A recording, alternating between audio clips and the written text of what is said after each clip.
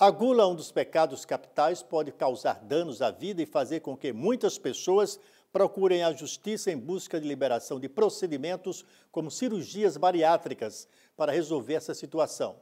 Na matéria a seguir, você vai conhecer a história de alguns servidores da Justiça Sergipana que tiveram problemas relacionados com a vontade exagerada por comida. Comer, comer, comer.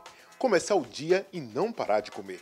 Comer o dia inteiro. Essa é a rotina do repórter cinematográfico Alessandro Ramos.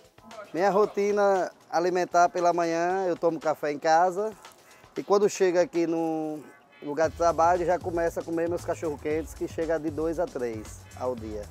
Comer é um prazer tão gostoso que até as crianças têm uma personagem famosa, representante da comilança. Eu sou a Magali! Um prazer que já fez parte do dia a dia do estudante de Direito Yuri Monteiro. Comer é bom, comer é prazeroso. Ele lhe dá uma sensação excelente comer. Independente do que seja, principalmente essas comidas sem ser caseiras, comidas de rua, ela lhe dá um prazer que não tem como nem descrever para quem é gordo. Principalmente no meu caso, eu deixava de almoçar, de jantar as comidas caseiras para comer comida de rua. Mas chega um momento que a gula se torna algo prejudicial à saúde. O desejo desenfreado por comida, quando o prazer se transforma num pecado. O pecado da gula. Um crime contra o corpo, que causa obesidade e tem como consequência diversas doenças. Nós chamamos as comorbidades, né? Principalmente as doenças cardiovasculares. São aquelas que mais realmente são causadas, são desencadeadas pela obesidade. Como também, por exemplo, a artrite, doenças, distúrbios mentais, também que levam pela questão da aparência.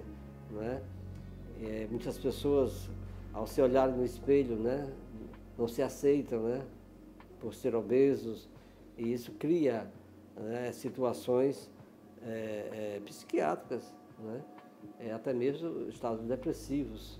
Estatísticas que atingem mais da metade da população brasileira, que causa transtornos que levam o cidadão a um campo de encruzilhada entre a comida e a saúde. O ponto culminante que me levou a modificar meus hábitos de vida foi realmente aquele que eu senti numa tarde de trabalho. Eu me lembro como hoje, eu estava na central de mandados lá do Fórum Mercindo Bessa e eu senti uma forte dor de cabeça e eu compareci então à urgência do Hospital São Lucas e lá fui diagnosticado com a crise hipertensiva.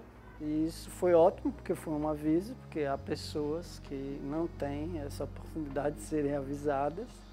E segundo o médico que me atendeu e os que viram os exames que eu fiz posteriormente, isso decorreu do fato de que a gordura que eu já apresentava, ela já estava dentro dos órgãos. Pesando 140 quilos naquela época, a partir do choque, diante do alerta do corpo, Marco Gentil precisou tomar algumas decisões para mudar um hábito que não é tão fácil de ser transformado. Eu acabei fazendo a reeducação alimentar, que hoje, assim, há muitos anos, eu me encontro há mais de 10 anos fazendo dieta e confesso assim que, obviamente, aqui e ali eu fujo da dieta como qualquer ser humano. Ninguém é perfeito e há mesmo alimentos que são mesmo apetitosos. E geralmente os mais apetitosos são mesmo aqueles que mais fazem mal, Essa mudança na rotina alimentar é o maior desafio para quem sofre de vontade desenfreada pela alimentação. E é preciso clarear o estágio atual da pessoa que apresenta os sinais da gula. Quando a gente fala da gula, a gente está falando do que a população em geral fala. Não é um termo técnico que os profissionais usam. Quando a gente vai falar da gula, o que as pessoas pensam sobre a gula, né? A gente pensa assim, nossa, aquela pessoa está sentada ali no barzinho, está sentada no restaurante, está comendo demais, ela é gulosa, né? É um termo que é do senso comum.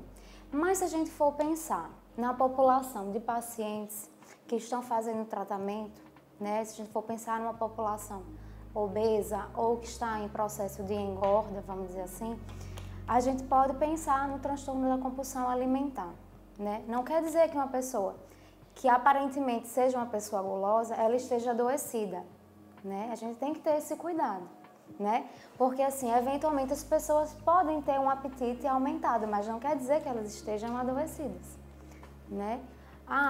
É importante que a gente diferencie apetite e fome, né? Fome é uma necessidade do corpo, né? E apetite é o desejo pela comida, né? Então nada impede que as pessoas saiam, vão para restaurantes, comam um pouquinho a mais.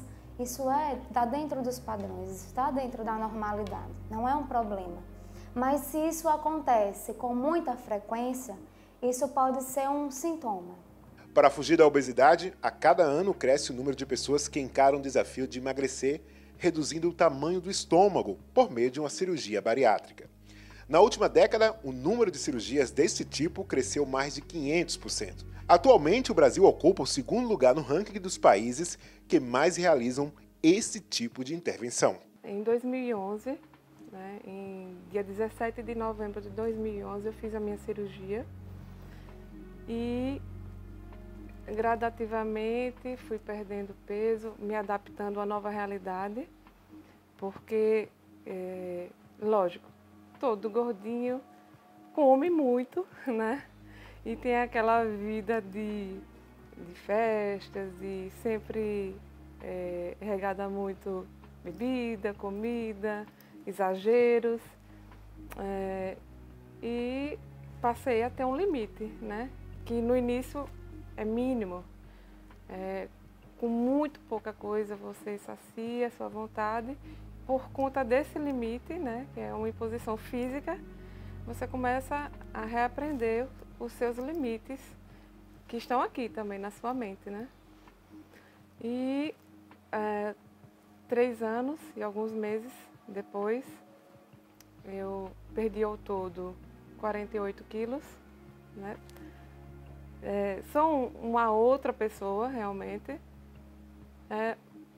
E assim, estou muito satisfeita, principalmente porque eu voltei a ter a saúde, né? Apesar de casos bem-sucedidos, quem precisa fazer a cirurgia bariátrica enfrenta uma verdadeira maratona para conseguir que o plano de saúde pague pelas despesas. A Lei 9.656 de 1998 compreende a cobertura assistencial, médico-ambulatorial e hospitalar para o tratamento da obesidade mórbida, doenças listadas e classificadas pela Organização Mundial da Saúde. O consumidor tem que procurar as vias judiciais, né? Contrata um advogado, um defensor público e tenta buscar isso como uma garantia do seu contrato, né?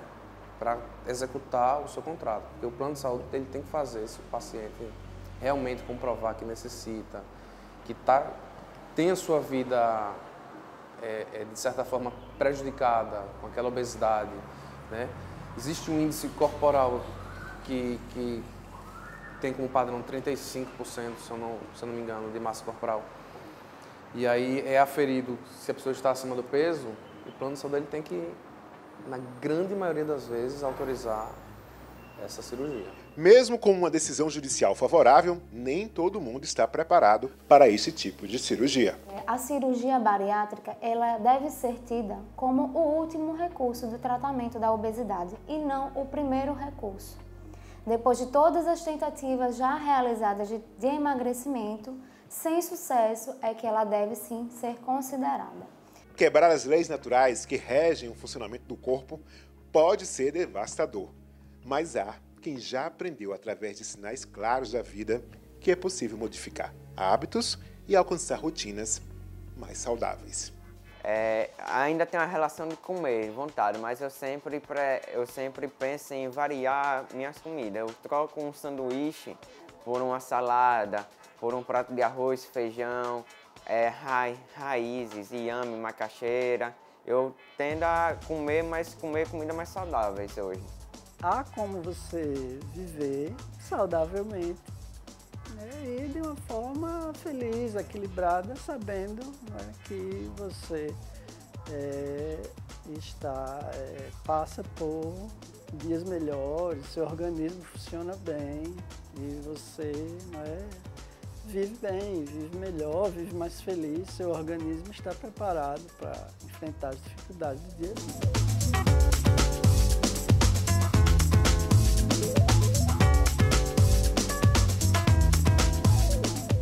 Em instantes, após 25 anos em vigor, os avanços e os desafios do Estatuto da Criança e do Adolescente.